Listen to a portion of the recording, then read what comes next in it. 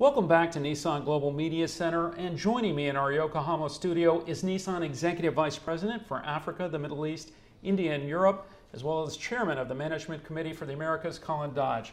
Colin, thanks very much for joining us today. Among the many hats that you have worn over time include the Performance Officer for Nissan. Can you give us a brief update, considering the events of March and what was a very critical comeback period, where we stand right now? Yeah, sure. To the end of August, we're 150,000 up on last year, sales and production. And however, we're still 3.7% down on BP. So my understanding of the situation is we've got 80 still to recover to get back to the original BP. I think everybody's on track to do that. So 6 months after the tragedy which occurred in March, we're producing now the BP plus about 5%. And at the moment, it won't be exactly by model by country because life's not as simple as that. But we're making a recovery plan to get back to the original BP, and we've got 80,000 to go. In terms of the regions affected, we're 50 down in the States, 10 in Europe, 20 in Japan. We're up in China actually against BP, but anyway, we've got 80,000 to catch back. So if you're a manufacturing guy, you're making more cars now than we planned to. And in the market itself, my observations is we recovered from the earthquake as a company, seems like about 2 months quicker than Toyota. And Honda is still not recovered. There's still no cars in the States or Europe or Russia, my understanding. So I think a combination of the business continuity activity that Yamashita and the Sayakawa took care of, and the actual earthquake recovery, which was done under the chairmanship of Shiga, with about 100 people in this building the day after the earthquake, seems to be the best one. So we're in pretty good condition relatively, but until we're back to BP, I personally won't be satisfied, of course. I forecast that everything I know intuitively, unless there's a massive change in consumer sentiment in the next 6 to 8 weeks, we'll get back to BP. Okay, so we're doing pretty good, relatively very, very well. And but for me, good means better than business plan. Until we're better than business plan, I say we're doing relatively well. Okay? Certainly there's some headwinds out there. Yeah, certainly sure. Mr. Ghosn has been talking about the yen strength for Japanese-based production, but you know, in Europe there's some concerns about whether there'll be contagion from the debt issues there. Sure. It's hard to put a kind of a number on it, but could these be a factor, and are we insulated? At the moment, you only got one problem, is making enough cars. And I stopped watching CNN or reading the internet about what may happen in 3 or 4 months' time. I got back orders for 30,000 cars in Mexico, 20,000 in Latin America, in Europe. Even though we're working 7 days a week, 3 shifts, I got back orders going back about 2 months on Qashqai. Our 02B, which we've just launched in Mexico, unbelievable. We got 26% share, that's 26.4% share in Mexico last month. So the products that we got coming through and the consumer behaviour and what you read on CNN, there seems to be no relationship at the moment. I don't know if that's just Nissan, but I said to my people, will you stop watching CNN and go to the factories and make me more cars for the moment and stop worrying?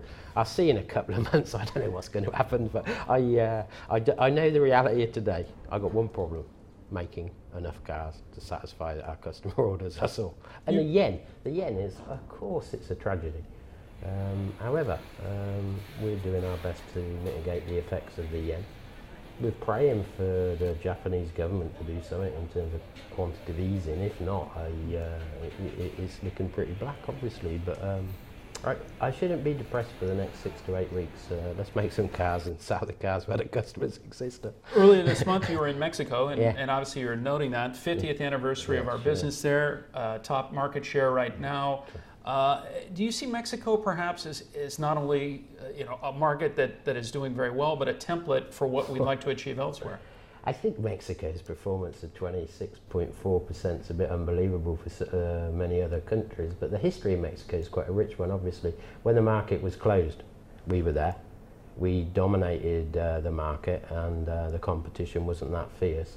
We established a good brand, a loyal customer base, and now we're milking it basically. But that was like 50 years worth of investment. To go to a new country and do that, it takes a little bit of time. But yeah, if anybody, I've been in manufacturing all my life, and I walked particularly the trim and chassis building in our plant in Mexico. I was extremely impressed. It's one of the best plants in the world. And they're very flexible.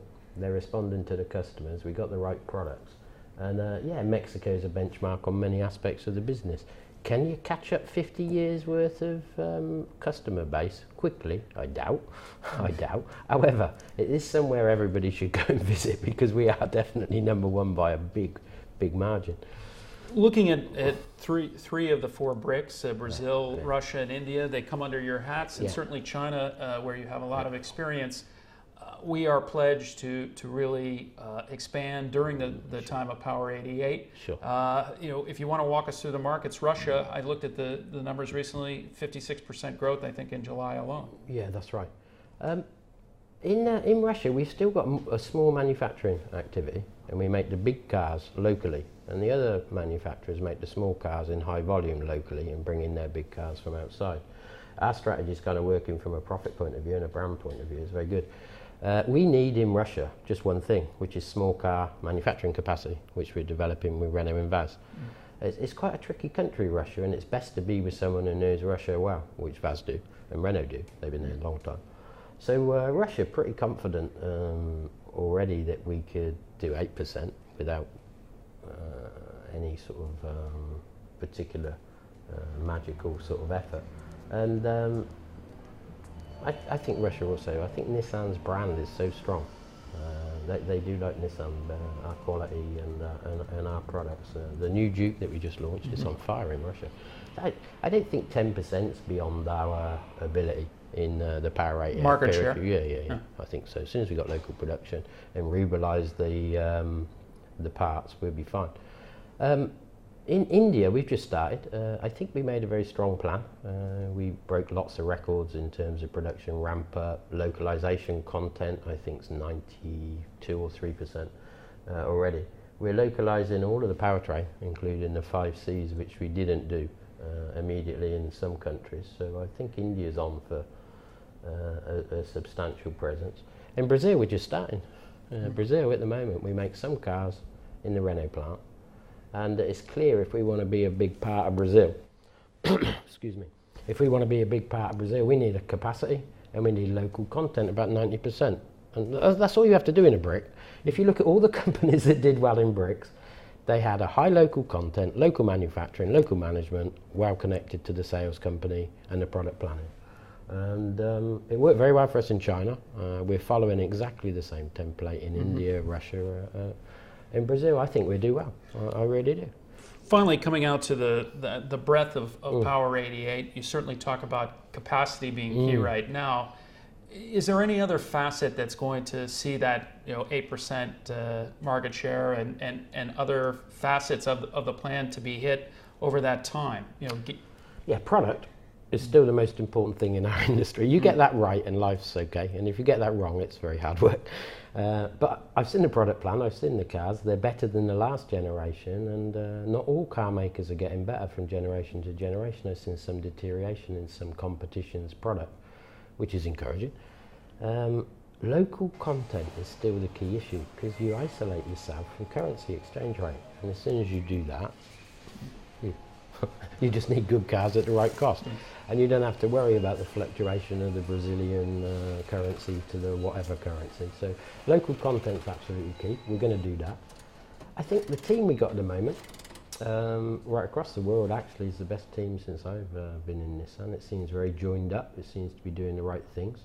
And we seem to, at long last, trying to improve our brand and sales power, which is basically something we've had deficiencies in. So I think we're kind of doing all the right things, and if we can get the customer experience to be something which is a pleasure rather than hard work, I think it's probably the finish that will finish us off in terms of doing all the right things, because we still don't in many countries have a very nice experience when we sell a motor car to somebody.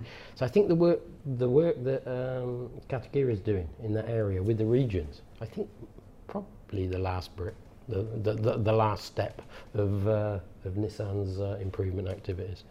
Executive Vice President Colin Dodge, we thank you very much for your time today.